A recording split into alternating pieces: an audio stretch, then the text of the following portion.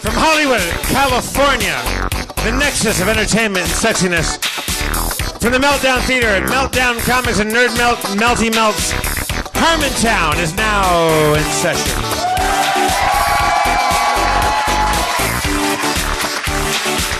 Wow. Tonight's attendance, 72,000 people. Let's bring out the Game Master, Spencer Crittenden.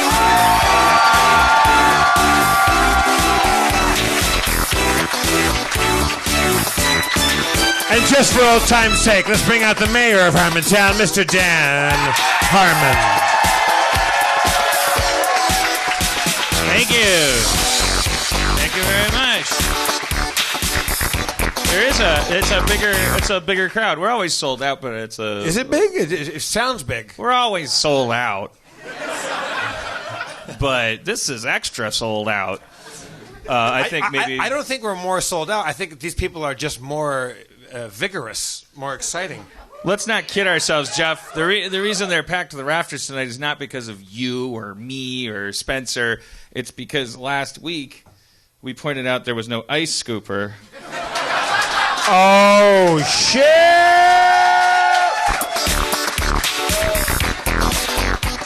And they wanted to be here for the for the big unveiling. Dan, kick it off and scoop me some motherfucking ice out of that thing. Spencer, talk to Jeff while I make Jeff a drink. All right. Hey, how's it been going, Jeff? It's been good. I've been traveling. I'm a little travel weary, but I'm very good. When'd you get back in, Jeff? I just got back in a couple days ago, but it was They love a couple days. Wait.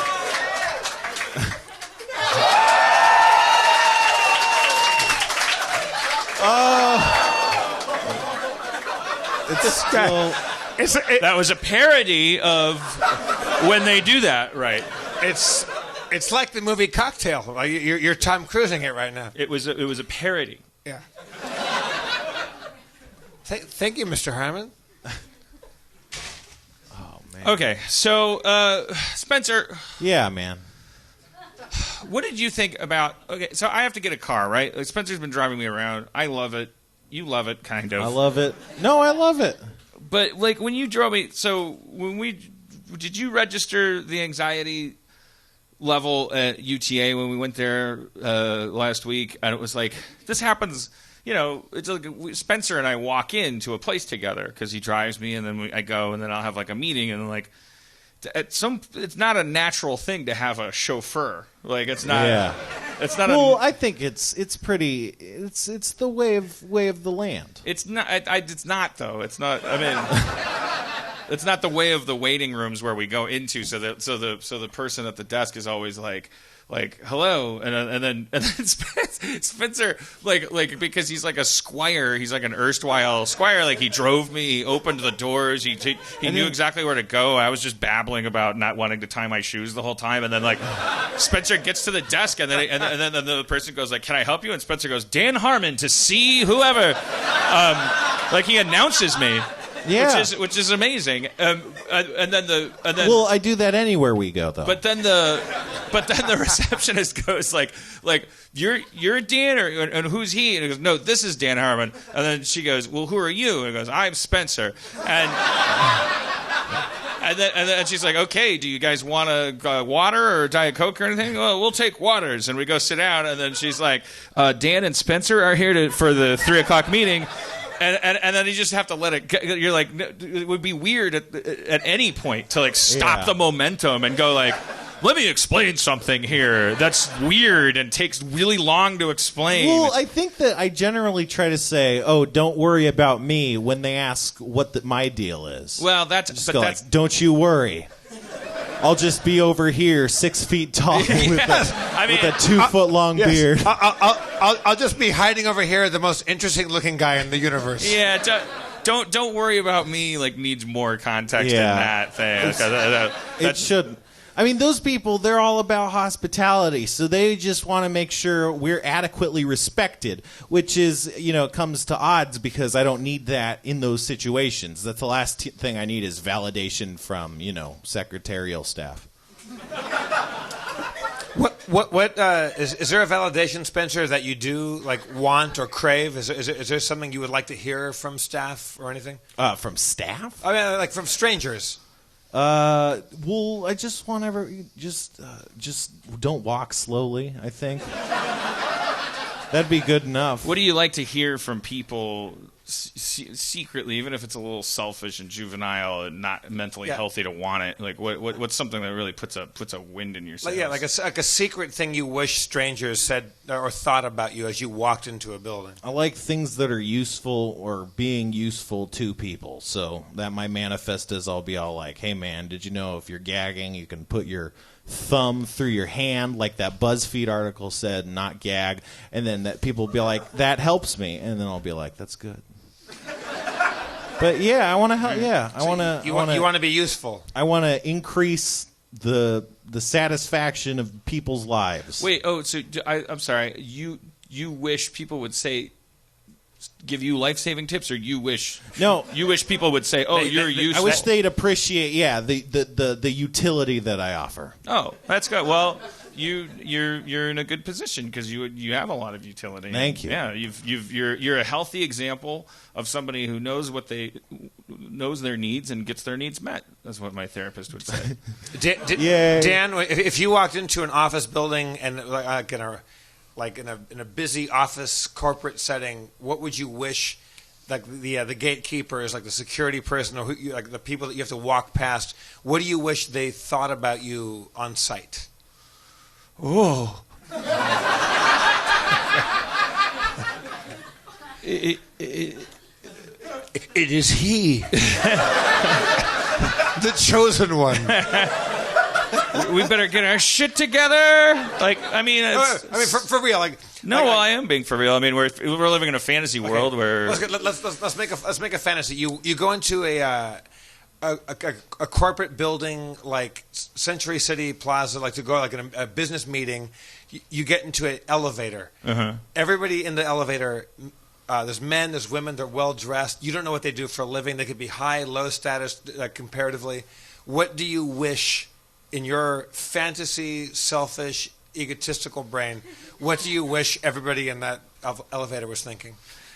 I had something teed up, but then you asked the wrong question. Because my fantasy was that one of the people in the whole elevator would go, oh, Mr. Harmon, no, I'm sorry, and then press a secret button on the elevator, and then the side of the elevator would open. And it would be there would be fog and lights, and I would just be in my hoodie, like Mark Zuckerberg, and I'd go to the other people. I'd be like, I don't know. And I just go through it. So I guess the answer to your question is I wish everyone on the elevator thought, what is he doing on this elevator? Now pick the person on the elevator that you hate the most. What do you wish that person was thinking when that happened, when you went out the side door? Wait, sorry, I didn't miss the top of that. So you get secret side elevator door status, right. And you have your Zuckerberg hoodie on, and you leave, and you're like, sorry. Right. And the person that you hated the most on site when you went in the elevator, what do you wish he or she were thinking as that happened? Like to make you the most happy? I was wrong about football.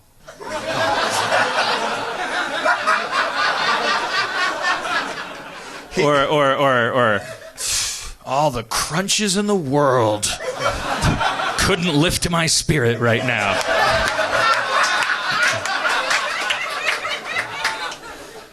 All right, you go into that guy had pizza for breakfast. I've eaten nothing but almonds for 6 weeks, and he gets to go through the side of an elevator. What happens? I mean, like, let's fantasize. What happens at the side of the elevator? Does it get you to the floor that you're going to faster, or does it take you to another realm? Well, I mean, people go into a building and they go up and down. That's like with people me shit. Like, and you'll be in a world of pure imagination. The truth is that way. This is a fucking lie. This is a rat race. Oh, I hope I get to the 35th floor. Psych. The real people go this way. Me and D.L. Hughley. All right, so... Isn't he the one with the special purple door at the airport? Remember? Or whatever. Harmontown deep cut. Well, I think that's... I mean, you know, we have special friends here tonight. That's probably why it's really packed. I just wanted to tell you guys that I have a lot of paralysis when I talk to people in person, but I could get into that later. Like, I don't really know how to talk to people, and that's the But truth. I think in the last few shows, you've gone through leaps and bounds where you have done very good interviews. No, but you're talking about up. This is a lie up here. I'm talking about like actual, like riding in the Uber when the Uber driver goes, I'm gonna go to Fountain. It's shorter. You could go down Hollywood. You can keep going down Hollywood. No, Fountain. And then I just go. All right. I don't want to talk. I don't want to talk to you. And it's not even about the conflict. It's just like I don't know how. It hurts to talk to people. It's like showering. It's like it hurts my skin. Like when we were in New York, and I when I was walking outside that restaurant, and then the waitress, because it was Dino's favorite restaurant. Everyone knows Dino's, and everyone knows us, and the waitress runs into me out there, and she goes, "Hey, how are you? Hey, have you met Wes Anderson and Spike Jonze?" And I'm like, and she points through the window of the restaurant, and there they are, and I'm like, no, and she's like, you should meet him, and I'm like, no, I shouldn't. That's like royalty, first of all, and. And she's like, you're royalty. And I'm like, that's the problem right there, is that you saying that and that whole thing being there. Like, there's tears, and I don't want nothing to do with this. Like, and then she dragged me in, and she said, Spike, do you know Dan Harmon? Okay, that's a nightmare. And they're like, no. And I'm like, hi. Nice to meet you. Also, I'm going to go in the back. And I could have done that anyway. I don't think I would know if I sat down next to them which one was which. I don't know. I didn't know which one was which either. And I'm happy about this. We Wikipedia'd it later, and my guess would have been wrong. Because they look very different, but I thought, you know what? These guys are masters of the lateral. I bet the guy you think is Spike Jonze it looks like Wes Anderson. And I was right, except I was wrong. So I would have made an ass of myself. So how did that cover? Did you sit with him, or did you just walk by like meeting the Queen of England? I just play. I'm 42, so I wasn't like I didn't like fuck. My whole goal was just leave only footprints. I just said hello, nice to meet you. I made eye contact. I breathed regularly, and I just shook their hands, and I made eye contact. I didn't go in for the double cup weird like sexy handshake. I just shook their hands. I said, hi, nice to meet you. Hi, nice to meet you. It's very, very, very exciting and weird to meet you guys. And I walked away. And I feel like I won by doing that. Do you think that they knew who you were? No. I hate the question. I mean, I wonder, because you're not a celebrity, but I wonder if you are on their radar or not. But I could have like through work, you know, having a studio and stuff. Like there was, if I had known which one was Spike for sure by looking at him, there was like an inroad there. I could have said, oh, we have mutual friends, boobity boobity boo boo. But I just boned out, and I think I'm a better person for it. But it wasn't about politics. It wasn't about star fucking versus like nervousness or anything like that. I'm talking about like that could happen with anybody. I don't like talking to anybody. I've just gotten able to like do the thing like you know when if somebody says like it's like I've forged this world, like I'm like Sauron. I created this dumb, like, weird world for myself where I could be comfortable. And it's like every little aspect of it is engineered, including the fact that, like, the only physical social interactions that I can handle are people like on a sidewalk going, like, getting excited when they see me and pointing at me so that I know, like, it's done, where there is no, we don't have to worry about anything. But if you meet somebody, like, at a restaurant or anywhere, Uber driver that doesn't know who you are, that's never fun for you? No, God, no. But it's physical pain. But I've been around you when you stumble onto common ground with a stranger, and you can go, and you get really excited about that. But that's always when I'm being introduced to them through a friend or something like that. Like when you're hanging out, you know, having drinks, and someone's like, "Oh, this is Molly, and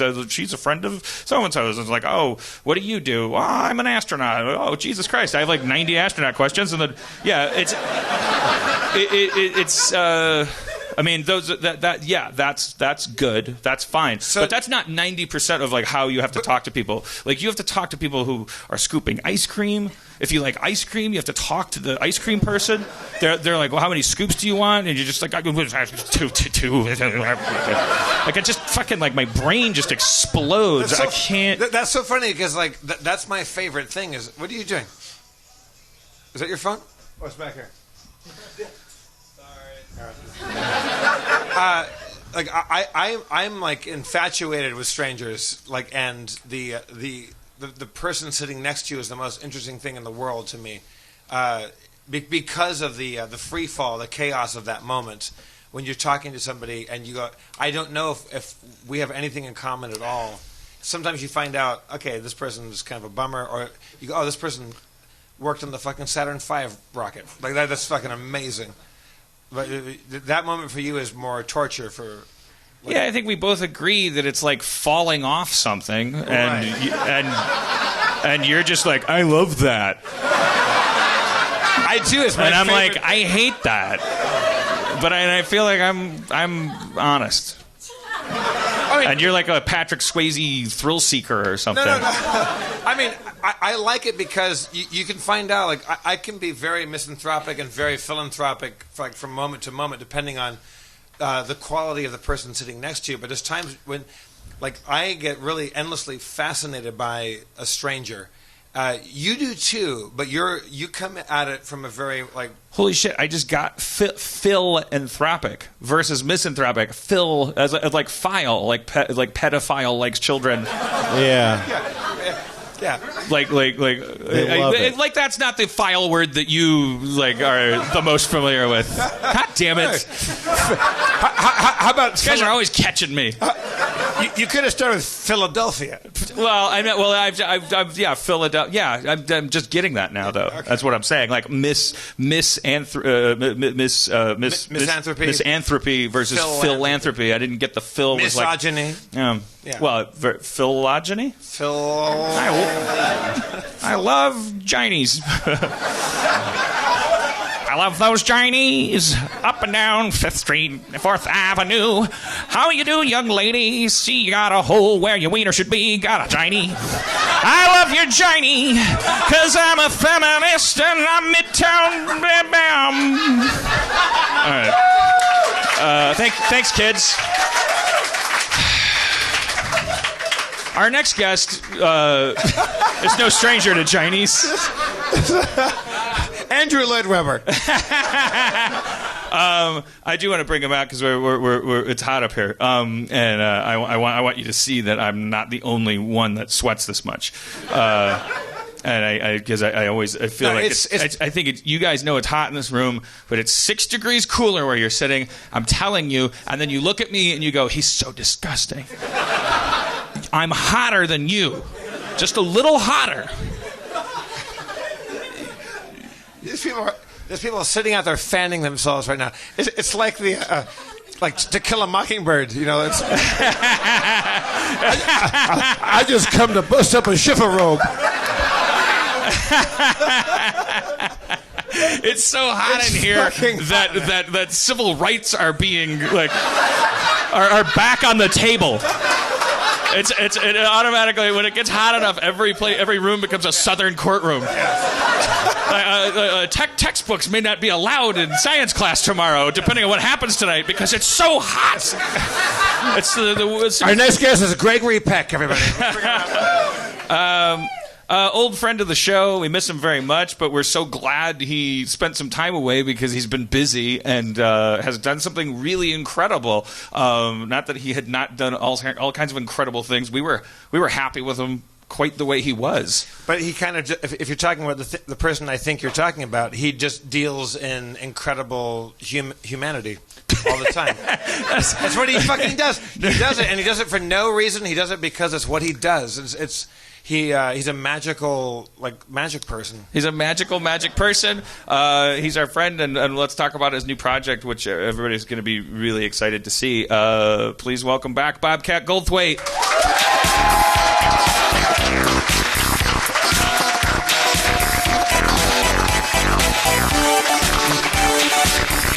All right. Thank you. Nice. That's really nice.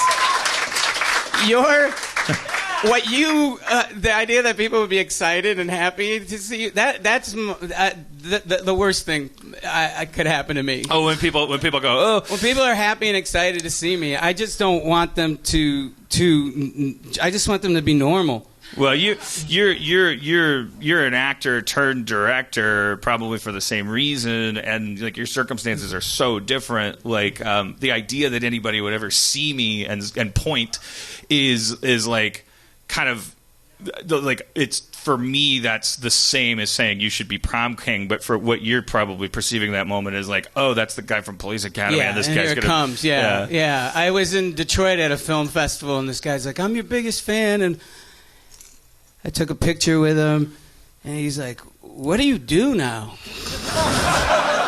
Oh, no. Yeah. You can.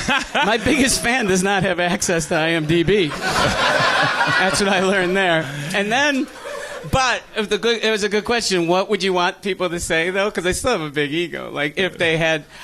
I want them, after I left, to say, "That was him? I blew it. Fuck." So I do have a big ego. It's kind of sad. But one of the things that's amazing about you now is that you accomplish things psychologically that other people think are just kind of theories from therapy and stuff. Fuck you, Harmon. Just talk. You've had kind of a breech birth career-wise in terms of because it was your feet came out first. Yeah, I had the career most people have at the beginning, at the end. I sold out at the beginning. Well, maybe it's a dyslexic career. You can use those words, but just more to the objective point. You were first famous for your hair and your voice and screaming and your face. Yes, and you're not that you were not you. That is not to say that your stand-up wasn't awesome. But people were like, my mom was like, "That's the guy. That's the screechy guy with the hair." and then you. But now I'm the mumbling bald guy who's making these amazing things. And I would imagine that you're in disguise when you're at the mall. You're like, God damn it, nobody. When somebody. I got hit by TMZ. Which I was shocked. It was in New York because in LA no one cares, and they were trying to agitate me, and the guy goes, "They're making another Police Academy. They're rebooting it. Don't you think they should use the original cast?" And I was like, "No." And they go, "Why not?" I go, "Because a lot of us are dead." And then I said, if they're going to reboot it, they should do what they did to 21 Jump Street. They should make it a comedy this time. And that made the broadcast. But then I said, this is what didn't make the broadcast. I said, it's not really the right time to be doing wacky police comedies, I was like, the police are killing civilians. You know that. Police Academy 5, Ferguson. that is true. Like the Oh, Mahoney. that first movie in the 80s, it was like the central point of the irony, that crawl in the beginning. It was like, oh, this crazy government, now they're going to let just anybody be a police, and the and then it happened. Yeah, the covers, it's like, oh, I'm scratching my head with my gun, and I don't know what to do with my gun. Bang, bang, bang, bang. And it was like a joke then, and now it's like a horrible reality. I get sometimes I'll be doing shows and someone will give me the Police Academy DVD, the first one, and I wasn't in that. and I'm not in this movie. Bobcat Goldthwait. You're not in the first one. You're in the second. No, I didn't think the quality of the script was there yet. You were holding out for more of a story structure. Yeah, I said, this is shit. Come back to me when there's... Come back to me when Winslow has more of an arc. When his Atari squiggle doesn't sound exactly like his Nintendo squiggle. Well,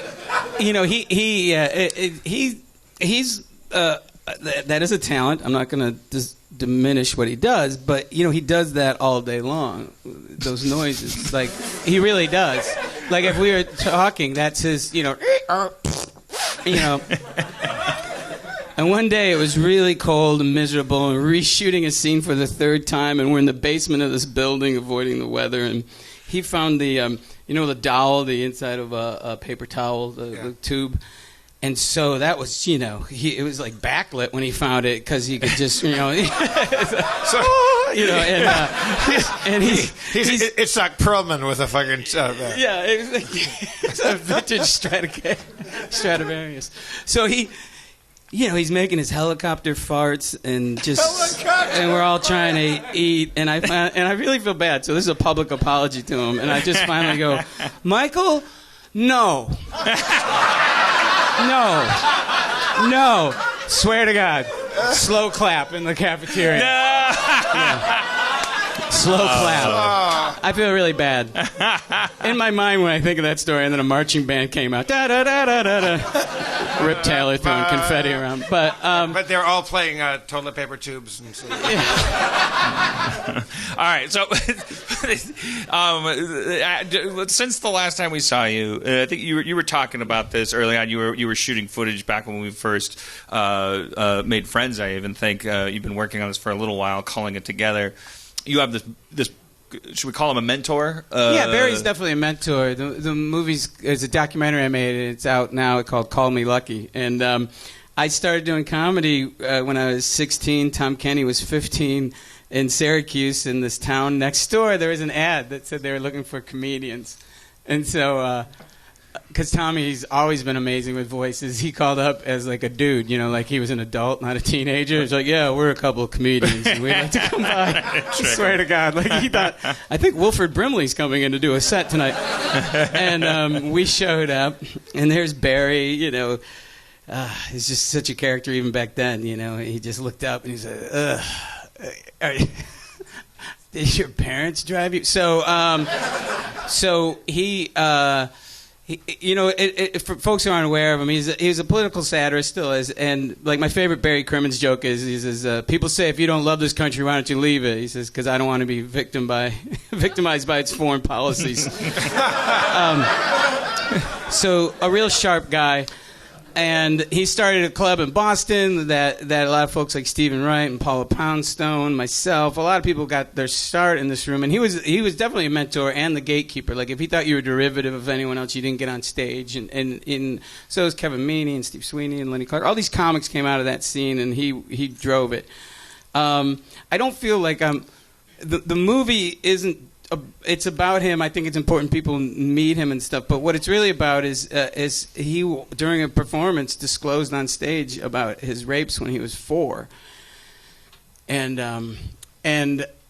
he went, then he tried to process this. So in the course of him processing it, he went online. This is in the early 90s, mid-90s, and AOL just started. So there was people exchanging child pornography in chat rooms, and he complained to AOL, and they didn't do anything. And then he went to the cops, and the cops in the movie say, we didn't even have computers then. So he posed his kids, got all this evidence against AOL, and then took AOL to the floor of the Senate during a judiciary hearing And it was like a Capra story, this nightclub comedian embarrassing this giant corporation, and then afterwards there was a shift in him. What was the process for him? Like how did he go? By the way, the movie's funny. I know it sounds. The movie's amazing.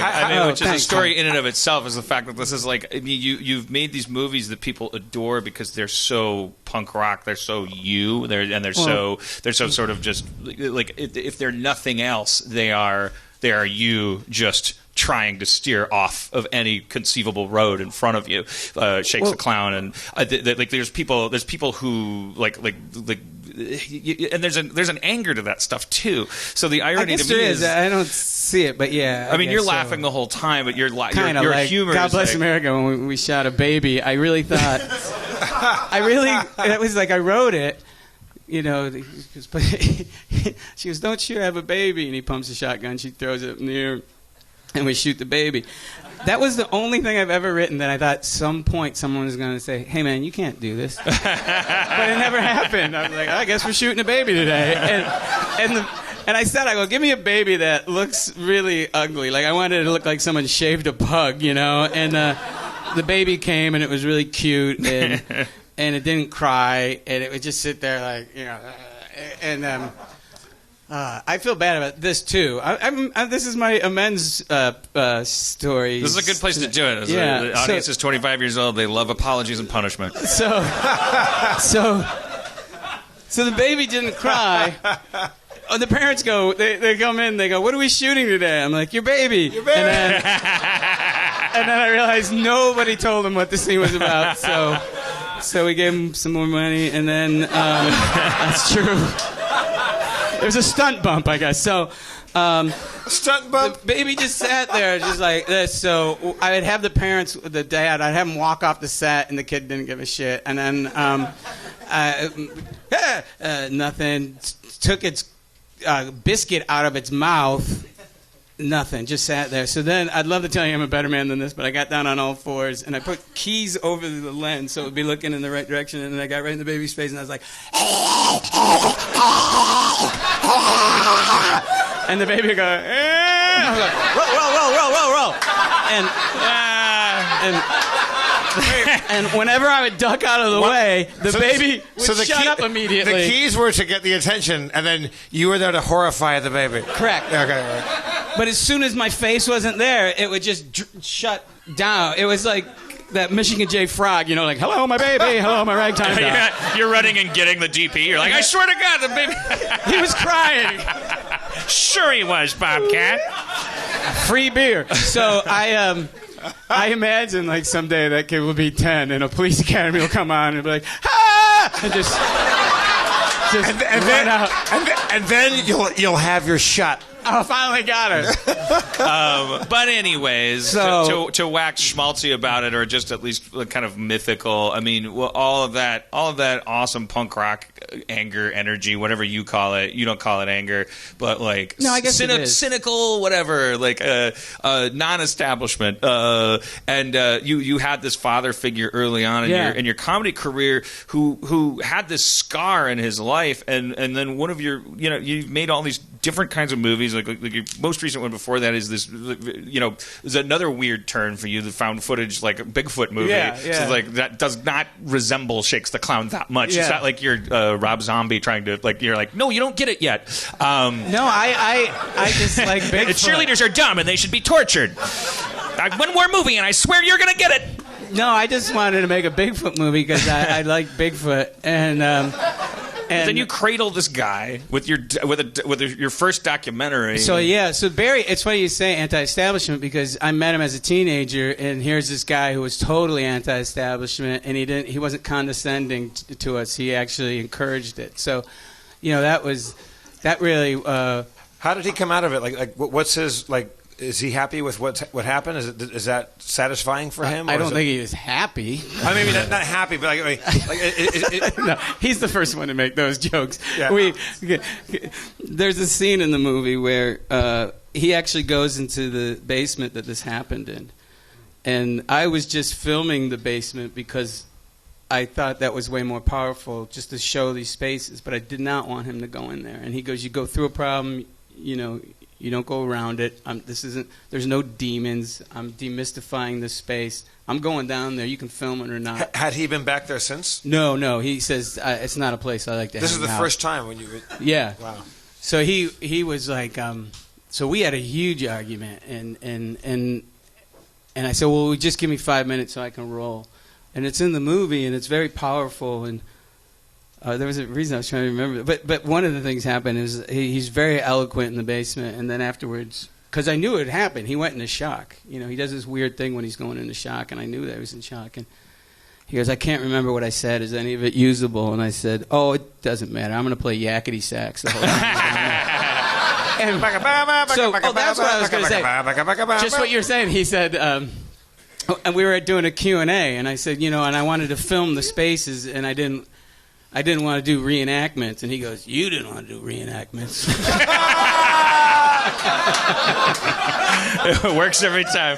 But Bob, does Barry emerge from this is that more healing for him? Or yeah. And the point of the movie for me was to show he comes out through the other side, and not only he's not a victim of this, as he says, I'm not a victim anymore. It is about coming all the way through the other side, and he starts off the movie, he's just full of rage, and he's still angry, but his targets are now more directed at people. And that's the thing that I want people listening to this for, as far as plugging the movie is concerned. If you're because the tough thing about good movies, especially ones that are profound, that have to do with insights into human darkness, they're not always at the top of your list. No matter how good. Yeah, I still haven't seen The Act of Killing, and everyone says it's a great movie. Man, it's the most important movie you'll ever see because. But the thing about that is that I keep saying to people but don't worry about it. It will not challenge you that way at the beginning. It's colorful and whimsical and ironic. And your movie is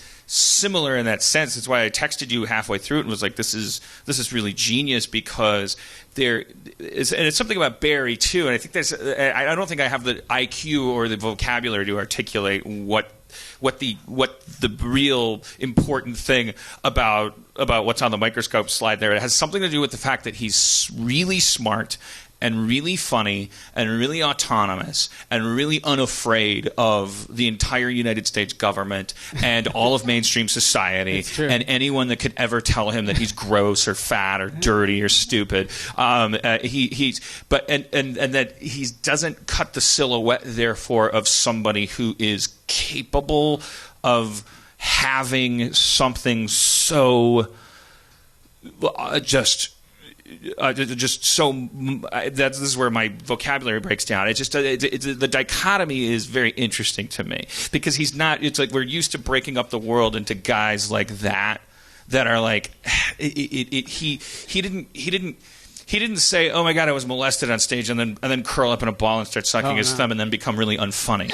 He became even funnier and even smarter and even stronger. But in a process, though, he had to ask himself questions about everything that he had ever thought or done and every formation of all. And how do you know? Even those of us who can't point to a big red trauma on a map, we have to go to therapy and wonder how much of what makes people chuckle when I talk is unhealthy, and how much of it is I don't know. It's an important movie for that reason. It's just here, put this on the poster. I'm going to give you a great quote. Even if he hadn't been molested, this would be a great documentary. Because he's a really, really incredible I think people go, well, did you pitch this movie? It's like, where? Here, go, Bob. Hey, here's a comedian that you're not familiar with. No, wait, he gets raped as a kid. Hear me out. Don't step out for $10 million, Mr. Goldthwait. What was it like? Did you get what was it like the journey for you on that movie? Did you think that you were going to get through that without it being hard? Did you know how hard it would be for you? What was your journey through all that darkness and all that sadness? Yeah, I was very concerned for my friend, and Barry says that whenever the movie would have come first, his well-being was always more important than making a movie, even if it was a movie about him. But it was It's been very hard, and it's What weird. what did you go through? Like, what was your journey on that? Well, it's now, we've had a lot of success with the movie, and we show screenings, and people, really like it, so I have to deal with that. I don't like success. And then there's, no, I'm just kidding. But there's often after the movie, adult survivors come up and they disclose, and often they're telling me this is the first time they ever did this. So you get a full portion of that every time you show the movie. Yeah. I'm glad the movie's helping people. I'm glad it's been doing so well and people are receiving it. But the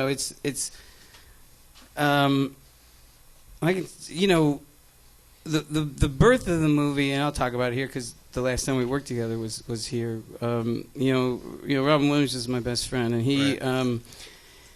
he knew I wanted to do Barry's story all the way in the mid-'90s. I thought, we took a swipe at scripts and everything because I thought I'd want to have someone play him. And it was Robin that kind of suggested that I jettisoned that idea. I'm smiling because he was like, I'm too old to play that role anymore. He said, why don't you do it as a documentary? So I was last time we talked about this was Tasha, your daughter's birthday. Yeah. And you sat down and said, how you doing? He said, well, I had a breakup. My best friend died, and I'm making a movie about child rape. It was like, even better than that. It was divorce, broke up decorating the Christmas tree with another woman. My best friend passed away, and then for about 8 to 12 hours a day, I would edit You're dealing with this shit. Child rape documentary. So I'm really ready to do like a talking duck movie. Just something really asinine. Well, here comes Quackers. They were letting you shoot babies before, but now you've do you feel like there's you got the karma holsters all full, and you could shoot 11 babies in the next movie. Yeah, and everyone was like, at least it wasn't like that doc. So, but Barry wants to do a sequel. He calls it "Call Me Greedy." So Robin was the one. He said, shoot as a doc, and he said, I said, I don't have any money, and he actually gave me some money to start filming, and that's how the whole movie got made. Was that? And but you wanted him to do a live action version as him as Barry? Yeah, that was really what I was thinking, and then we still were thinking about making it with someone else playing him, and Barry wrote a script that was about 350 pages long. And then I took a stab at a script, which actually helped the doc because I kind of had the structure in my head. And I didn't do that as a bait and switch, how his disclosures reveal. I just wanted the audience to feel exactly how I felt knowing this guy really well, and then learning. Oh, now it makes sense. I think the 48 hours version would have been raped at 4, comedian, and then nothing would have been funny for 45 minutes. Well, it's also I want to bring our other friend out, but that's the other powerful thing about it. Maybe this is what I was trying to articulate is the fact that you do it that way. Because I feel like sickness, abuse, death, like the things that we fear, the things that we know that are the worst things that can happen to us, we tend to relate to them emotionally as diseases, and when our friends are afflicted with them, we have this temptation to it's this terrible syndrome of shame and guilt and stuff that we go like, oh God, this person, if this terrible thing happened to them, then that makes them a different kind of action figure. They need special tools and backpacks and things, and they're not. But nobody is more human and more dimensionalized than Barry Crimmins. Nobody has more tools to deal with any manticore that would cross his path. So he said, and then this thing is placed in his path, and we watch him eat it, and we watch him digest it, and we do it with him, and it humanizes it, and it makes it a real thing, which is really. I often wonder because because he almost in my mind may have been that kid at 4, because his friends were talking about some. Preschool revolt that he led. They handed out books and then he threw them out the window. We're not going to need books. So, he said that when he disclosed to me that my reaction wasn't someone says this to you, now it's on your lap, you're re-seeing this person. And when he told me, he said that it was almost if, he talks very affectionately about how I reacted. I was just like, oh, I was kind of not happy, but I was just like, oh, well, that makes sense, and that meant. Where did you first see him or hear him? Like, do you have any favorite jokes? Like the first jokes that you remember, like when you first thought he was funny? Oh yeah, I mean the first time I saw him, he was just the first thing I remember was just the first time I saw him walk on stage. He's swilling a beer that he pulled out of his jacket. And he's smoking, and he's like, I'm on a health kick lately.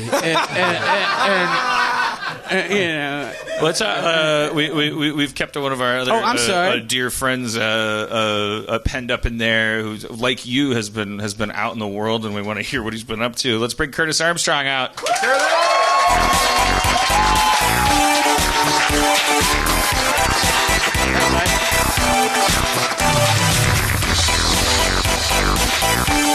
What a pleasure.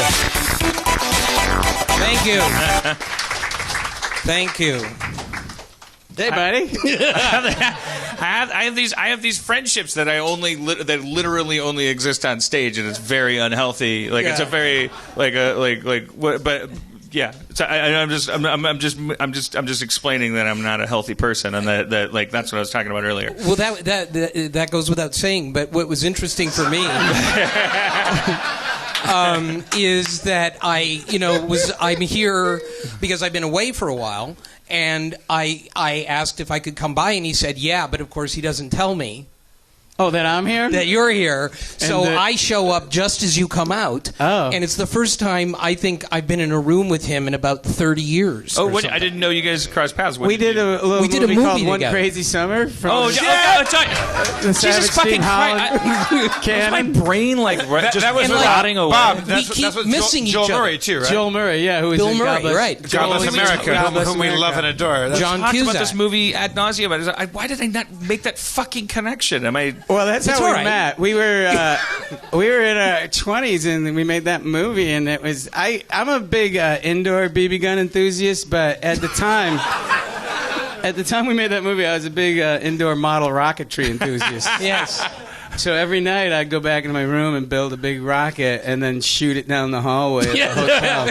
Because there was this security guard who was like, "You guys are making too much noise," and I was like, "Oh, I'll give you noise." Yeah. So we would sit there with lawn chairs and wait for this poor guy to come around the corner and go, this rocket at him.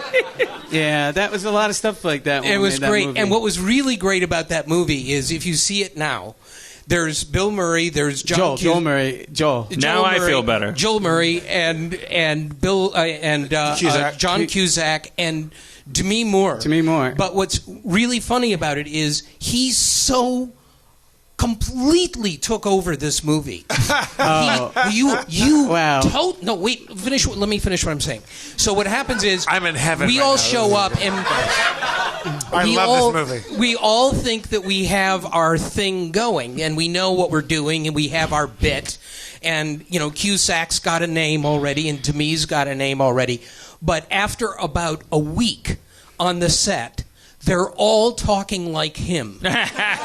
On camera. Not just off camera where we're off going, but on camera. And it started like with Cusack doing it, and Johnny did it, then remember he this? did a little bit, yeah. And Joel, and then Demi started doing Yeah. it. So they would be on camera doing scenes that had nothing to do with him. And Savage Steve is like, this wasn't supposed to be about Grover's family. That's right. But so Demi was on General Hospital. Cusack had done that Rob Reiner movie, A Sure Thing. Everybody was coming up. Everybody had a high Q, but Curtis. So we all got to dinner, and nobody would recognize anybody, and there'd always be, "Booger! It's fucking Booger! Booger! Booger, come over here!" Occasionally they'd be, "Jackie Templeton," which was Demi's character on that movie. No, it was great. It was such a great thing. Can't believe There's a scene where Steve told me later, that scene where it's with you and I, And I say, talk about a little fat kid who Yes. was growing Oh, up. God, yes. And he goes, were you that fat kid? And I was like, no, I used to punch the shit out of him. And I'm almost in tears telling that story. But I didn't remember this. Steve said that. That was something I pitched. And we You didn't pitch it. I'll tell you exactly what happened. So, I'm gonna fucking die over here. I'm so happy. I have never forgotten this because I honestly didn't know Bobcat at that point. He was just this godlike thing that showed up on the set one day, and you couldn't stop. You couldn't speak. You weren't familiar with anything. No, I mean, I'd seen him. I don't know if I'd seen him. I'd never seen him live, so I don't think I saw him live a lot after. But at that time, I hadn't seen him. So, but he shows up, and there's just nobody like this man in the world. And it wasn't like he was in that sort of Bobcat character all the time. He wasn't doing that. But he was so interesting and so funny and so smart, and everything, all this great stuff was coming out of him, and you just wanted to sit and listen to him. And so we're at lunch one day. He comes over to me and says, come here. And he takes me into a garage. And I'm not falling for that again. And he says, I have this idea for a scene, and I want to run through it with you before I show Savage. Oh, okay. This is what happened. So we sit down, and I'm just looking at you, waiting for you to start. And you start in on that speech where you say, you know, there was this little fat kid once, and you go through the whole thing, and it's very funny if you know the movie, and if you see the movie, he's really funny, and he tells this whole sad story about the little fat boy, like he's confessing, and I just said to him, as a person, were you that little fat boy? And he said, no, but I used to beat the shit out of him. And I thought it was the best thing I'd ever seen. So we got Savage from lunch, and we ran through it again for Savage, and it's the big scene that he has in the movie. And he just came up with it. But I didn't... I was naive about how things work then. Apparently not. Yeah, no, apparently you could just put a scene in a movie. Well, I wouldn't... I know. But You were right. I learned when you had me direct Bob. Community, I didn't do any of that shit. Bob, Hey, you didn't come down and go, what the fuck is going on? Goldthwait's in a scene now? all right, so for real, Curtis, that whole scene, that monologue is all a riff? That's all- improvised entirely by him in a garage. Because that's one of the memorable, I know. That's why I'm bringing it up. That's It's one of the fucking big amazing. scenes in the I movie. do remember it, and I have the best memory in the world. Because I forgot that they were in that movie together. I mean, I get to travel around a lot with Joel Murray, and whom I love and adore, who's one of the most delightful people there is. And he's told stories about working on One Crazy Summer about how much fun you guys had. Yeah, it was really, and really was for fun. like all the partying because it was the '80s and it was groove-tastic, and it was like really sexy and fun. I remember the Cusack's like, I got this friend, and he's going to put him in the movie, and it was Piven. And Piven shows up, gets hammered, jumps in the pool, cracks his face open on the bottom of the pool. It hasn't been on camera yet, and they had to putty his face with mortician's wax. That's right. He had a big cut in his head. Aw, Pivy. Oh, the Piv. Little Piffy. Poor Piffy. Mr. Selfridge. Enough One Crazy Summer. But that must have been an awesome time to be young comics in... Yeah. When they were making big comedy films, like I remember that the name of it was called My Summer Vacation or Greetings? My Summer Vacation. Yeah, yeah. And then they were saying Warner Brothers said you can't call that because they had vacation. Yeah. And so they said we're going to call it One Crazy Summer. And he goes, if they put out Woody Allen movies, it'd be One Neurotic Jewish Guy.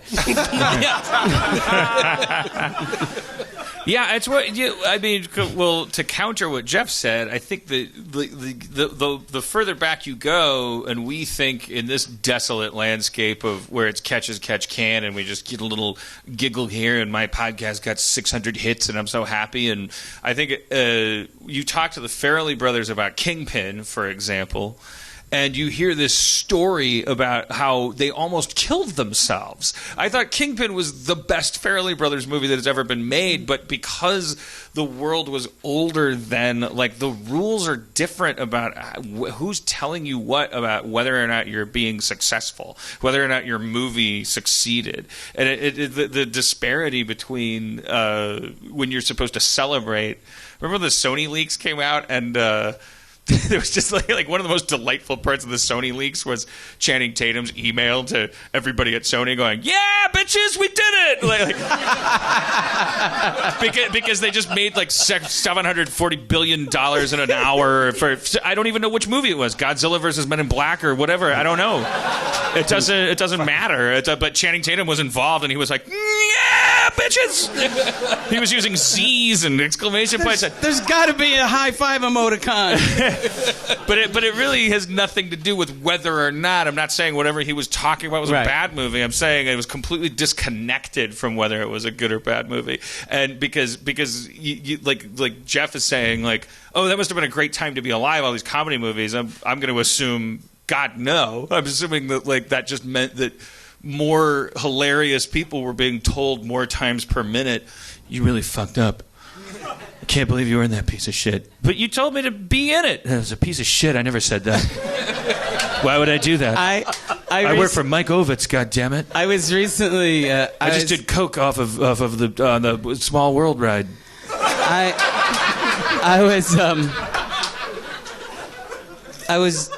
was in a talking horse movie that put me in comedy jail. Ended my career. Comedy jail. And I look at I was just recently moving, and I found the script, and I scribbled on it and sent it back to my manager. I go, "Why would I do this?" And then he had written a $sign on it. Agents I'm shameful telling this. Well, they're the opposite of therapists. The agents tell you that you should worry about everything and money matters. and then you go to therapy, and it's like, no. It's true. I just make my movies so far out of the system, and I loved working on Community. I love working on people's shows that I respect and have fun, and that's great. And then I go make these movies, and I don't mean to throw my agent under the bus. I'm not going to be specific. One of my agents, that way I can get him off the hook. But he called me up and he said, because it was in the trades, and he goes, "Hey, Sundance." And I go, yeah. You made another movie. That's an actual quote. I was like, I feel like so he wasn't along for the ride until then. I just go do them and then let them catch up. Wow. I don't know. What's your agency? Is that a personal question? Yeah. Well, at this point, after I told that story, I was just wondering if you're UTA or not. But I was I didn't. I think this is an age thing, and I think I regard it as like I guess I made it. I'm like a character in a movie about people that make things, because I had a meeting at my agency and I went to the wrong building. They had moved 4 years ago, because I don't, I'm on autopilot. It's like somebody goes, "Oh, what's that dumb fuck with doing?" If they want to be in business with a dumb fuck, do they ever send you things for you to, that you didn't create? Yeah. I mean, especially now that I'm trying to do this studio thing, I'm trying to become a suit because I'm a fucking horrible, self-destructive person, but and really insecure. But I'm trying to because I get scripts, which is new for me, and then I should just read my emails. It was just, "This is a very well written script, and I hate everyone who wrote it. If I ever see them, I'm going to punch them all in the throat. It's a pass." And then I wrote, "P.S. If this email does get hacked by the North Koreans, I'm a really big fan of their irreverent brand of humor, and I wish them more continued success." Yeah, I mean, I think at a certain point, because I think it's that movie archetype of like your agent should just have the pork pie hat and like he's just like the really old guy that's just like you can't leave him now, and he's just like, I tell him when they call you, the Bobcat deal. The Bobcat deal is $1 million prescriptive.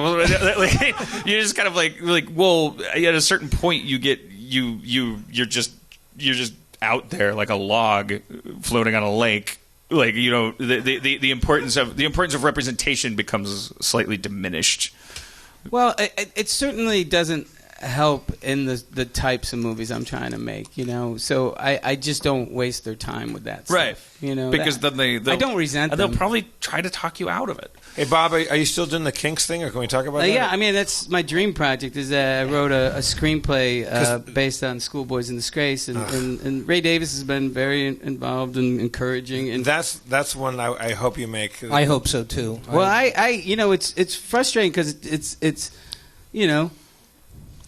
dudes in a high school basically singing. It seems like that formula's worked before. I don't know why. I don't know why people are really so skittish around it. But I don't know. It's not like I'm coming to them with. What's your relationship? It's like, hey, did he do a musical? No, but he did that baby rape doc, and he did a Bigfoot movie. He's your man. Of course he should do a musical. But I don't know what's going to go next. I also wrote this Gay Billy Jack movie, which is... Gay Billy Jack? Well, he's not like... Yeah. I just watched Billy Jack again a couple days ago, like 2 days ago. Cried at the end, because when Tin Soldier starts playing at the end of that... You Return to Billy Jack. The first one. Yeah. There's Born Losers. I'm a big Billy Jack fan, and if you guys, if you've not seen Billy Jack, it's a great. It's all that's great about the '70s. But he kicks ass. It's lefty politics, but really violent. It's about civil rights. Yeah. And it's about anti-establishmentism, Aryanism. Yeah. And not Aryanism. It's not about Aryanism. But you lost me. Establishmentism, Aryanism, but also and a little bit of Nazis. A little bit of jism. In the 70s, there had to be kung fu and karate at all times. It's fucking good. It's progressive politics with violence. It's such a beautiful mixture, but. So I'm really proud of Jeff for resisting the urge, because what he really wants to do, because I know he knows it by heart, he wants to do the Billy Jack, the speech, the Billy Jack. I see what you monologue. To that Bernard. Bernard. When Jill and the kids up at the school tell me not to be violent and to be nonviolent, I try. I really try. I'll do the whole thing. I'm not going to fucking do it. Keep going. Come on, just do it. No, come on. That's just the tape. Do it. You can't stop now. Bobcat, you know what I'm talking about, the ice cream shop scene. Of course. But when I see what you did, when I see this flower, girl, what we call her back at the... We call her God's little gift of sunshine. And when I see this boy so degraded, and when I think of the number of years that he's going to have to live in his memory, this idiotic moment of yours... I just go berserk. Yeah.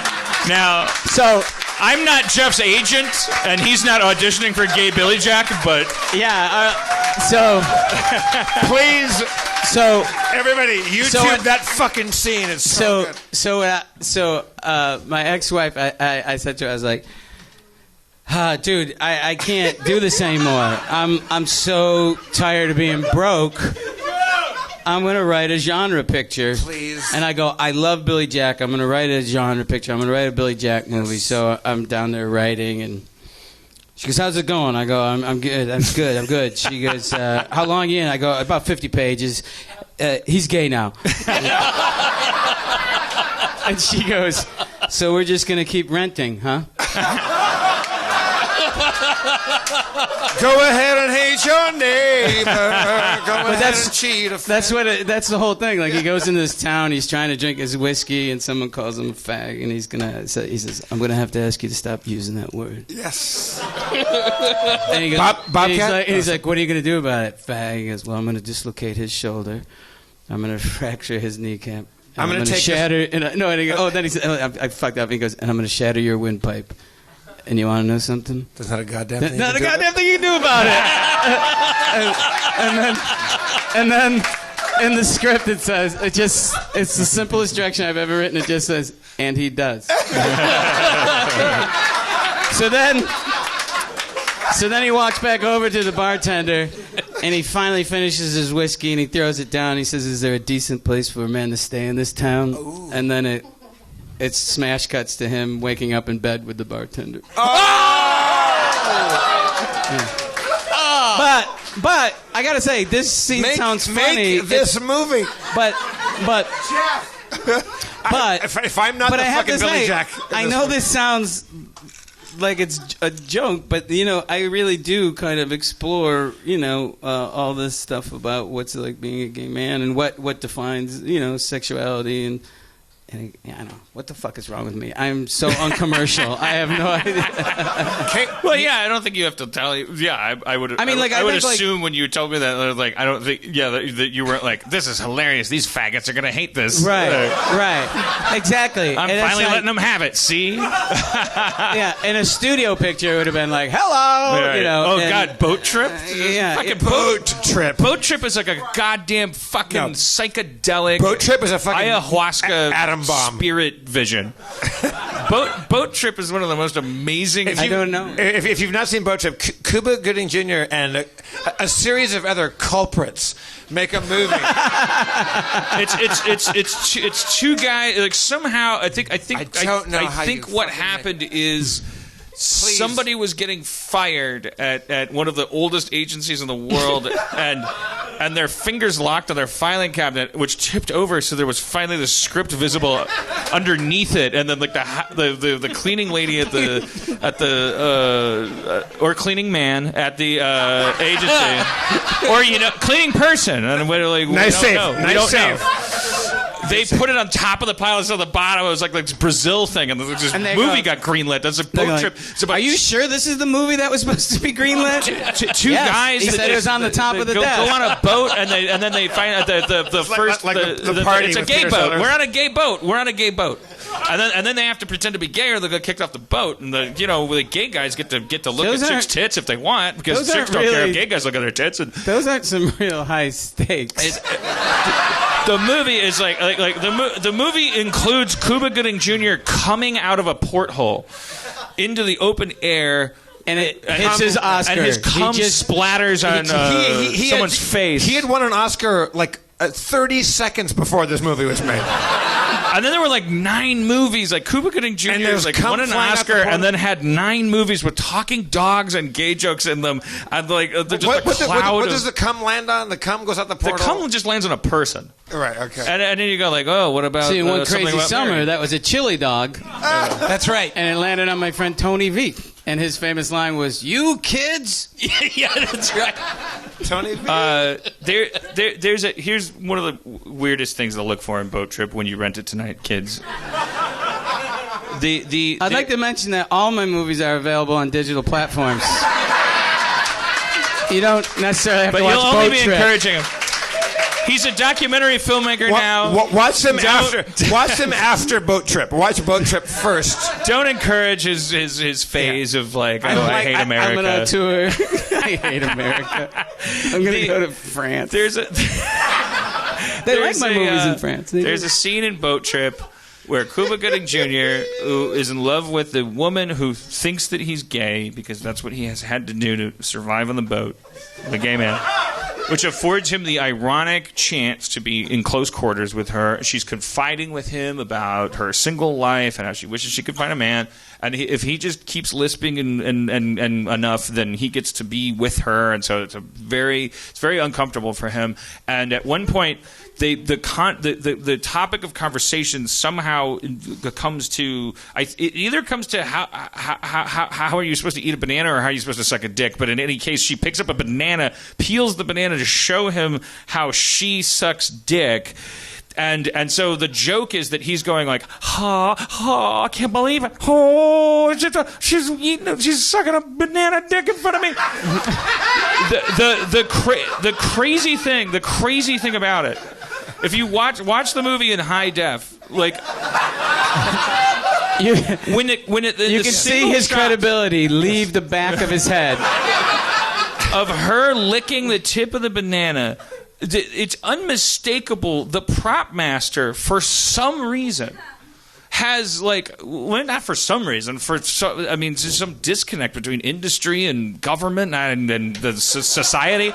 Like the prop master has taken a tool and shaped a visible penis head into the tip of the banana. And I love all prop masters that have ever worked with me. You're the fucking best. You're wizards. You collaborate well. I have respect for your craft. But this is exactly the kind of thing that, if that you got to step on. If you were to take a late lunch, you might find out that someone was like, yeah, well, then if it says in the script it's like a dick. So what do? I'm going to get a raise today. I'm going to make it like a dick. And then you go why are you making the banana like a dick? That makes no sense. That's no sense. But it's everyone on the set must have been like, it looks like a dick. Johnny, get back to the set. We're making a hit. The banana looks like a dick. Get back here. And Universal and Fox and Rupert Murdoch and all this like a dick. And she's licking it. It looks like a dick. They carved a dick out of a banana. But it's so insane. Do you think somebody just looked at the banana and was like, I don't know if this reads like a dick? It doesn't. It could have just been one. You think voice. It was a studio note? They're I don't know. It's I eat bananas like that, and I'm not horny. Can we make the? Can she be? I feel like the banana doesn't read as a cock. Can she be holding some kiwis? Yeah. It's the same guy who kept saying, "I'm telling you, this should be called Gay Boat Trip."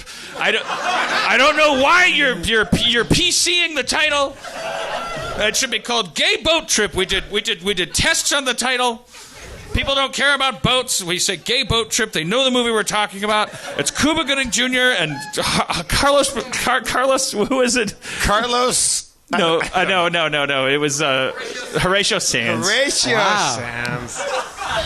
Whom we love and adore. I don't think everybody has to go home and watch it.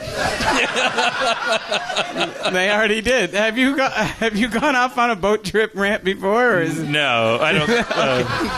It's possible. It's possible. I mean, I'm not busting your chops. I didn't know if that was what frosted your cake. You know what I mean?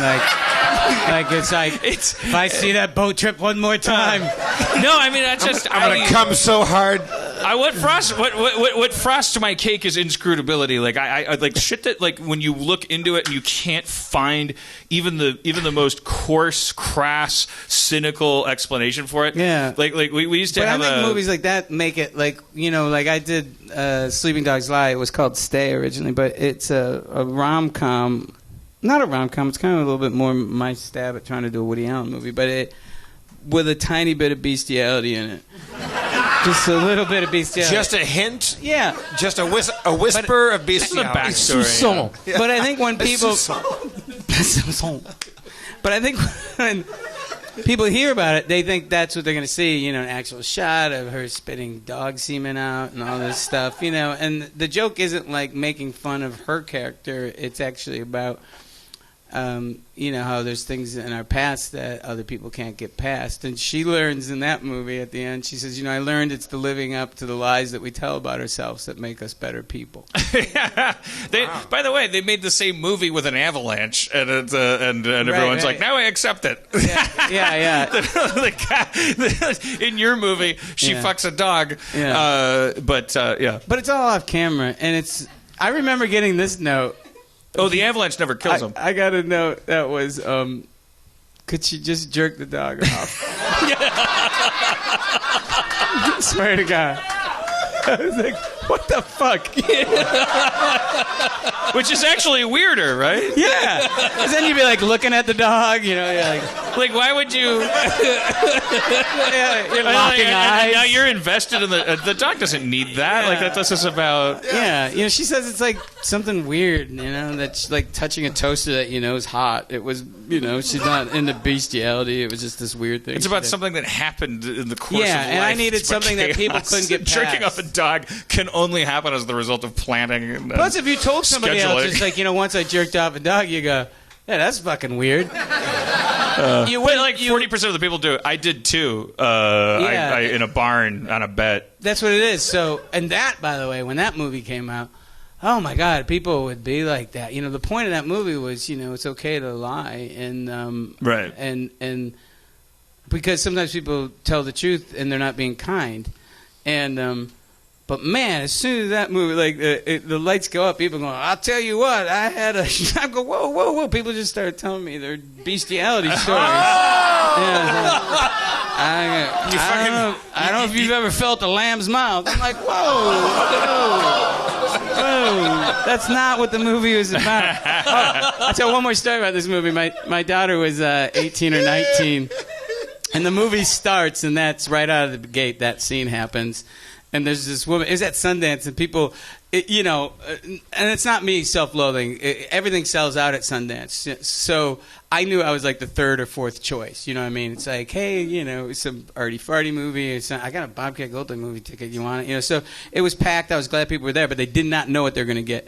So this scene starts, and this woman's like 4 rows behind us, and she's like, she's going to leave, and she's gathering up her coat and stuff, and her friend talks her into staying.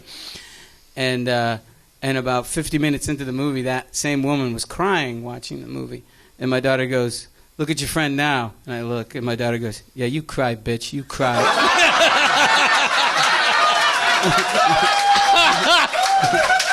For real?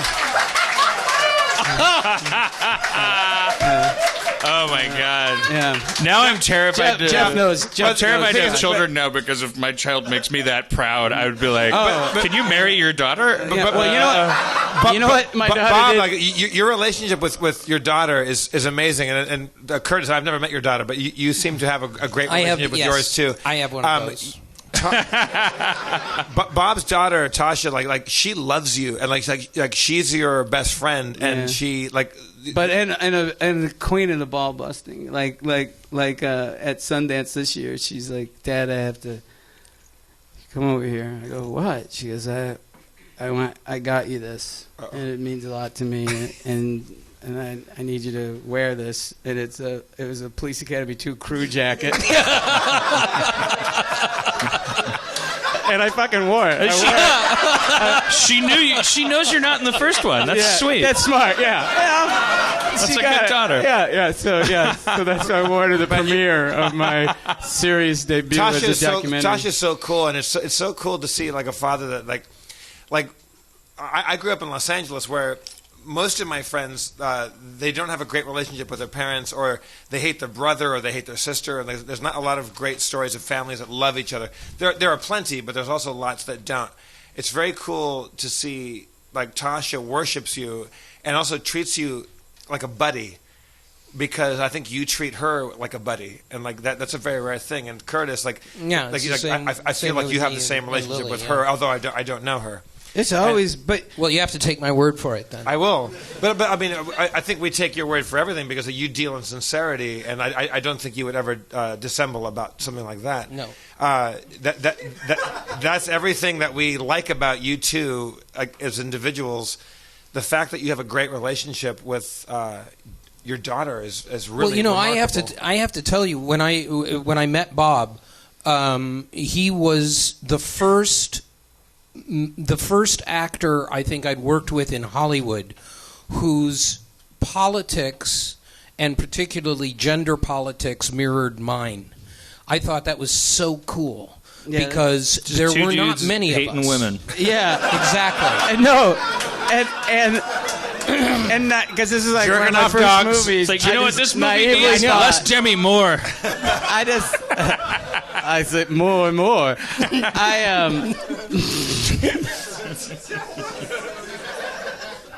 No, and I met you, and I just assumed, everybody in Hollywood's chill. You know, yeah, that was like one of my first movies. Yeah, I was quite naive about the thing. But so we all know each other because Eric Idle and his wife Tanya, and they have a daughter Lily, and my daughter grew up with Lily Idle as a friend. So I was on Arsenio Hall when he got fired, and so I walked out and I spray painted Paramount Sucks on the backdrop of the set, and then I took the monitor, which cost $3,000. I found out later on, and smashed it and put my feet through it with my Doc Martens. It was totally premeditated because I was like, my Chuck Taylors are gonna. Yeah. I need to wear my fucking steel-toed Docs. Get some fucking steel-toed. Because that monitor's getting 12 fucked holes. up. 12 holes. Yeah. When I'm a baby, so if we were making the movie, it's the guy getting ready for war. You know what I mean? What he needs, the weaponry. So I got my Doc Martens. I'm ready to go smash up the Arsenio Hall show. And I throw the mattresses into the audience, and why were there mattresses? The cushions cushions from the couch. And then the producer's like saying, "Get him," and Arsenio tackles me. And as we're going to a commercial, he whispers in my ear, he goes, "Thank you." And so I leave the show acting like no big deal. And I'm now coloring with my daughter, and she's 8, and we're coloring. Oh, my God. And then the news comes on, and it goes, "Comedian goes berserk on the Arsenio Hall show." And Tasha goes, I go, "What?" She goes, "Sometimes you act like you don't have a brain in your head." And I go, "But it was just a bit. It's just comedy." She goes, "If it was comedy, it wouldn't be on the news." And then she goes, "Lily's dad's not on the news." 8 years old? Yeah. Because Tasha is smarter than all of us, right? Yeah, She clearly is.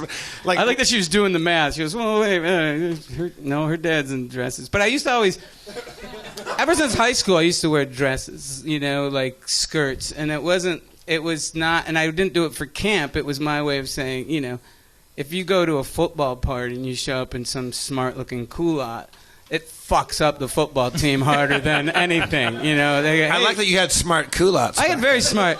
So I was always like wearing skirts and stuff. And when Tasha was little, I'd always be in a skirt. And then one day I woke her up for school, and she goes, "Dad, I've never seen that sweater." And she goes, "Yeah." She goes, "That would go so well with your brown skirt." I was like, "Yeah, you're right." Can we do a show where we bring Tasha and you out, Bob? I wonder if she would do it. That's pretty funny. She must, because she's fucking groovy. Yeah. Well, now that's all built up. I don't know. Yeah. If she's really smart, she'll stay away, right? She sounds like the kind of person that'd be like, "No, fuck totally, that." Yeah. Curtis, how's your daughter doing? She's out in Europe still? She's in London. Yeah, she just produced her first night of music at Shacklewell Arms. 3 bands. She is now going places. That's so cool. 19. I wish I had a daughter that was a genius. That'd be so cool. I know. It's fun. You may. You mean I might already? You may. You're a randy little goat. That tour in Nam we did, man. It's not like we were being careful about anything but protecting democracy. Let me rewrite that. It's not like we were protecting anything but democracy. Right. Obviously less of a laugh, but you've spliced it together in a little... It's not important. That's, I mean, in the realm of like male comedians, especially, the amount of misogyny, like there's so much women hating in male comics. Like it's kind of axiomatic. It's very cool and like very respectable that there's 2 guys that you guys have been doing comedy for so long, and you have a female daughter that you look up to and like. Like that it takes amazing. a lot of balls to have a female daughter. I said, "Can we just have a daughter?" "Nope, she's going to be a female daughter." You know what I'm fucking saying. But thank you. That's like it's there's so much misogyny. Also in comedians, misanthropy, like across the board. Like the fact that you look up to the women in your life makes me very, very happy. Like, and I've met Tasha, and Tasha couldn't be cooler and couldn't love you more.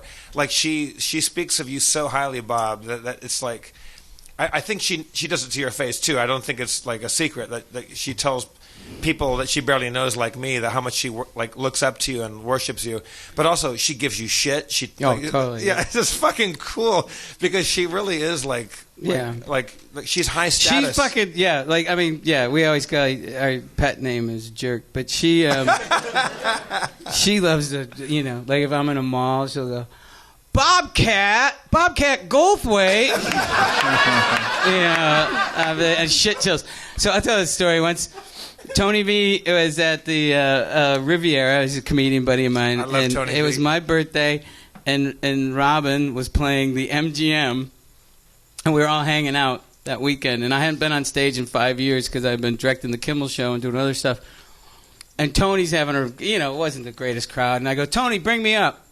And he's like, really? I go, yeah. And I went up and I started performing. And my daughter's like, do the voice. And fucking relentless. And then Robin was like, bring me up, And I was like, all right. And then he came up. It was just... Bring me up. Yeah, it was just beautiful. And Tony, we had so much fun. I remember this is not that long ago. And you would be amazed how many people would be like, more to the, this isn't that long. Yeah, so we're playing blackjack, and Tony's a really big guy, and this guy goes, hey, Mark, where's Mindy? And Tony goes, she's over at Fuck Off and asked you to join her. I remember, too, it was just so many, it was age-appropriate women would go nuts for Robin. Like, we had to, like... That's a weird way to back into that story. It was... No, I just never seen like these saber-toothed tigers. They were going mental. They were like, it was like the Beatles, but these women were menopausal. They were like chasing him. It's a harder get. It's a more respectable like. And it's funny you say that I'm not sexist. That I say these menopausal women that were age appropriate, but that's really what happened. I'm not saying you weren't. I'm saying your daughter's not. Yeah, and I was like, dude, you could pull so much steel wool if you wanted to.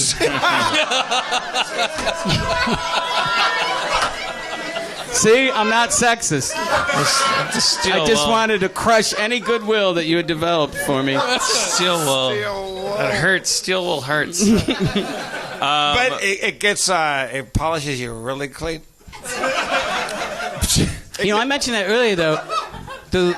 The last time he and I went on stage was at your show, and I remember he was just here at Meltdown. He goes, "What are you doing?" I go, "I'm about to do a podcast," and so he just stayed. Yeah. And I was like, "You want to go up?" He's like, "No, I don't want to go up." I was like, "Okay, man, you don't have to go up." And then I remember him just like looking like he's like, put me in, coach, and he came. Yeah, up. he was sitting where Curtis is sitting. He was wearing his little windbreaker, and he was. He was so shy, and so he came out here, and like you did the bit, Dan, where you're like fuck, these people don't deserve us. Like Bobcat Goldthwait, and you came out and you told Bobcat to fuck off, and then you go, Robin Williams, and Robin came out, and I'm sitting here, so I don't know that that's a joke. I didn't see Robin, and Robin came out and gave me like a noogie and like a headlock because I just met him at Eric's house like 2 nights before, where we sang songs like when you go to Eric's house, like you sing, and when he left the stage, he hugged me, and I held him and I said like, thank you for making everyone think that you and I are great friends. Well,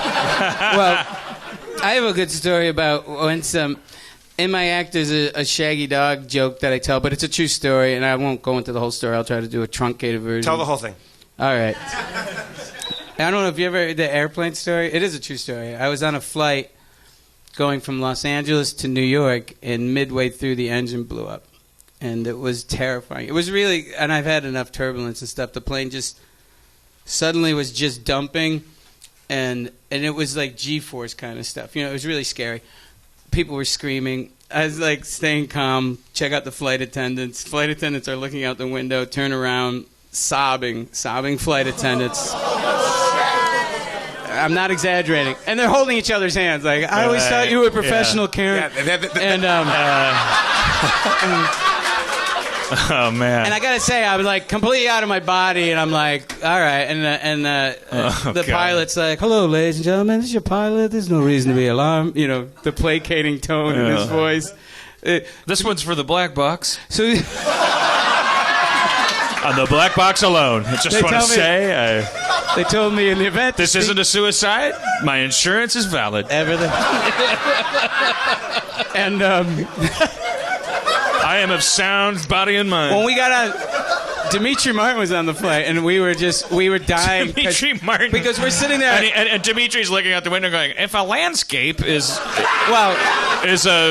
horizon, then a horizon forms the letter H. But he says, no, we just, after we survived this, we both kept going, there's no reason to be alarmed. Because the guy kept saying that every time. Don't be afraid. There's no reason to be alarmed. So, and I'm like, this is the time to, that's not comforting. If the guy was like going, holy fuck, I go, oh, this guy's in it. He's in it. Right. Or if he said like, okay, this is fucked up for me too, but I got this. Yeah. Or, look, I'm going to try some shit I learned in pilot school. Yeah. I'm not making any promises. Yeah. Everybody get up, move to the left of the plane. Wherever you... I'm gonna freestyle. Okay. Or if he said, okay, here's a final refinement on that. He goes, the bad news is all bets are off in terms of like FAA and everything. The good news is that means I get to do whatever the fuck I want. And ladies and gentlemen, I'm fucking good. Or if he's just like, smoke. Go ahead and smoke. Yeah. Smoke them if you fucking got them. Yeah. Light it up. Kiss a stranger. Rub one out in your seat. Fucking everybody.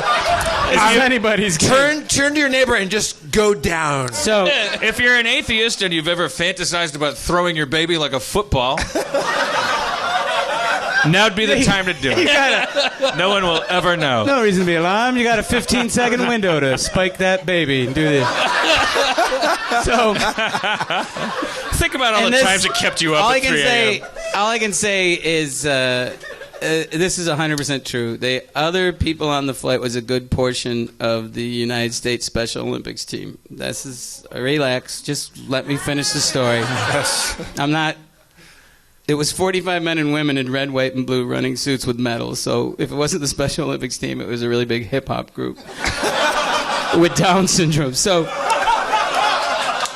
this isn't buried the lead, yeah. This isn't. That's the title of this episode, by the way.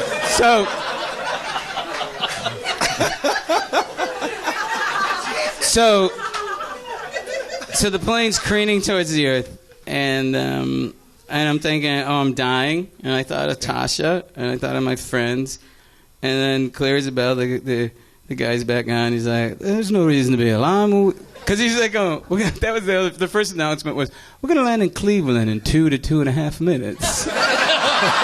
Serious. Was that the scheduled stop, or is he just like saying? No, we're going to New York. It's like a Zucker Brothers movie. Like he's like, okay, the gate is 3H, 4H, 5H, 6H. Cleveland. No, so we're dumping the plane in Cleveland, and then he goes, when we land, the runway will be covered entirely in foam. Swear to God. At the very end of the runway will be a fire truck. And I'm sitting there, I'm like, this is it, And clear as a bell, and Dimitri can back this up, clear as a bell, a voice in the back of the plane went, fire truck! True. Swear to God. Okay. And he was excited. And I laughed. And nobody else. I'm like, fire truck? You didn't hear fire truck? I went... That was the moment I went from atheist to agnostic. I was like, you know what? There really might be some sort of higher deity. There's a World. possibility. Yeah, there's a possibility. Maybe there's a higher power. And I know, there also might be some apples. Apples. And I know people that go, they're like, and when I tell this story, people of course come up to me, but the thing is like I know plenty of people have mentally challenged folks in their family or they work with them, but if you don't think they say or do anything funny, you're denying that they're human beings, because that's the funniest fucking thing I've ever heard another human being say. Fire truck. And the tag is, I was always trying to figure out, like, who was going to get top billing if the plane crashed. Was it going to say, Special Olympics team dies in fiery crash. Also on board, 80s comedian Bobcat Goldthwait. Or Bobcat Goldthwait Special Olympics team. And you go, yeah, I was right. So, the second time I tell that story, which is 100% true story. The second time I tell that story, I'm into my act about 10 to 15 minutes, and this woman gets up, and because I didn't have that tag that deflected. She goes, my son is, and she's all upset because and she storms out and she makes a point and then goes to the door and that door's locked. So then she has to come back through. And it's horrible. And she's got a table full of friends. And I was really into my act, seriously, 10, 15 minutes. And I go, is that lady gone? I go, is she really gone? Is she out of the building? They go, yeah. I go, all right. Look, I'm not going to do my act, and he doesn't know this, but here's my friend, Robin Williams. Robin, come up here and finish this act. And so he comes up, and he does like an hour of stand-up. Wait, was she gone? Or was she was gone. Okay. So then I come back, and I go, all right, text your friend right now. Let her know what happened. So because she's like, oh, what happened after I left? Well, he left, and Robin Williams did an hour. I hope you made your point.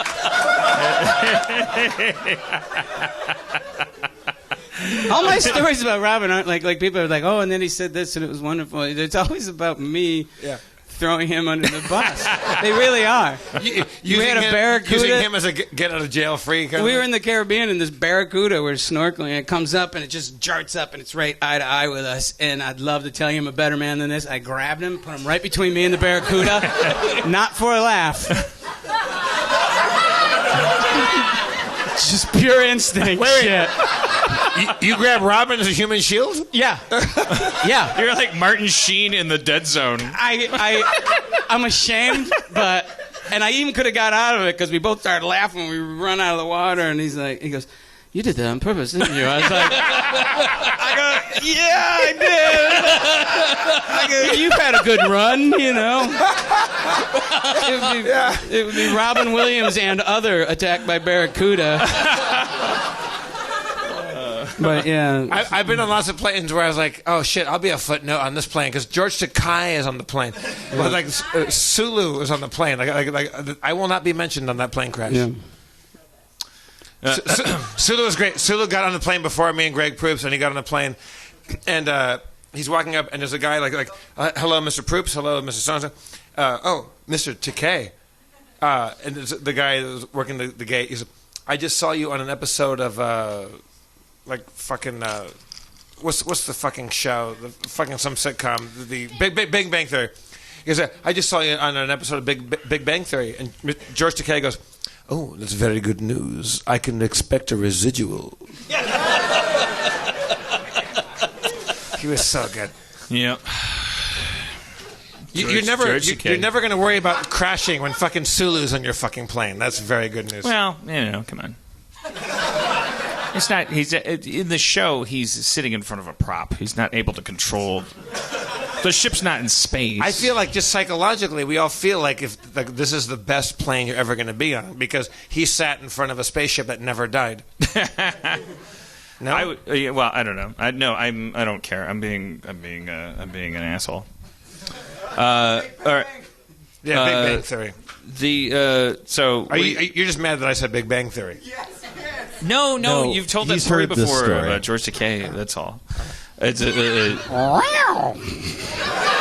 and I'm preoccupied about like the shows. We got to wrap the show up. We've been doing a lot of talking. Yeah, but you don't get to leave. All right. Can I make you guys play the game with us for 5 minutes? I was so good at Dungeons and Dragons. Sure. Let's play a Fast and Furious combat riddled Shadowrun right now. We got an Eve Libertine and a Dr. Friend and so we need to bring DeMorge out here. DeMorge Brown. Shit, we should have brought him.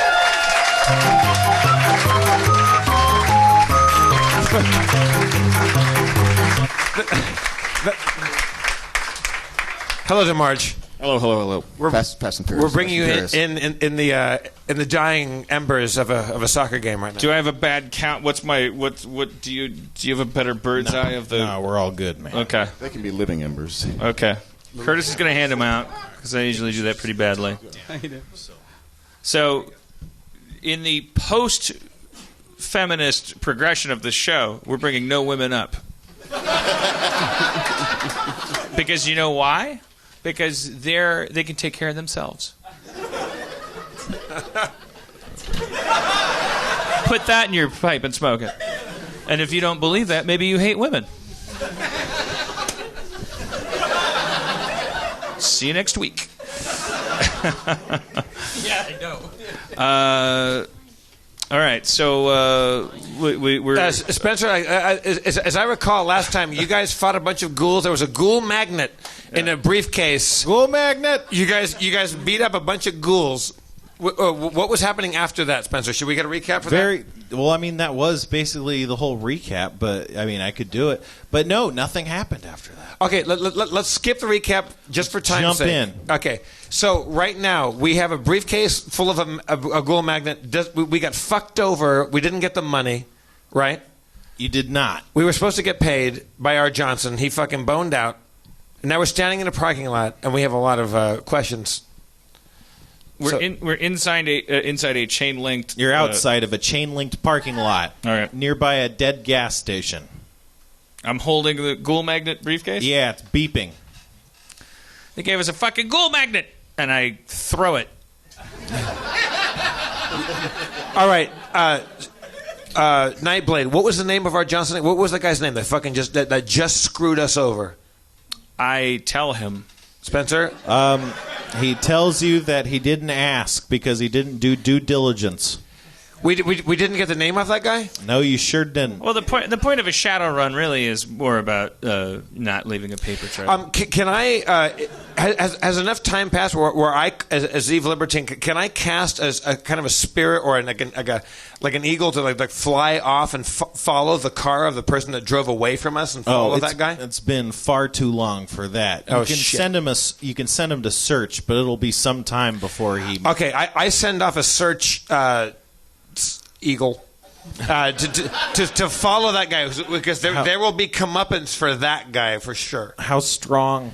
6. Hey, can I use my agony spell on the guy, even though he's getting away, but it's a long distance agony spell? Can I do one of those? You don't have line of sight to him. He's far, far off. So can I? But my mother could do that without seeing me.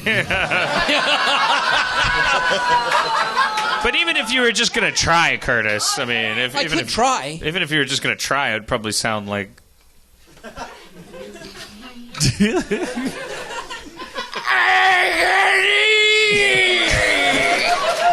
Wait, Spencer, is there a way that I can send my eagle that goes off to search for him and carry that agony along with? Like, can we team up?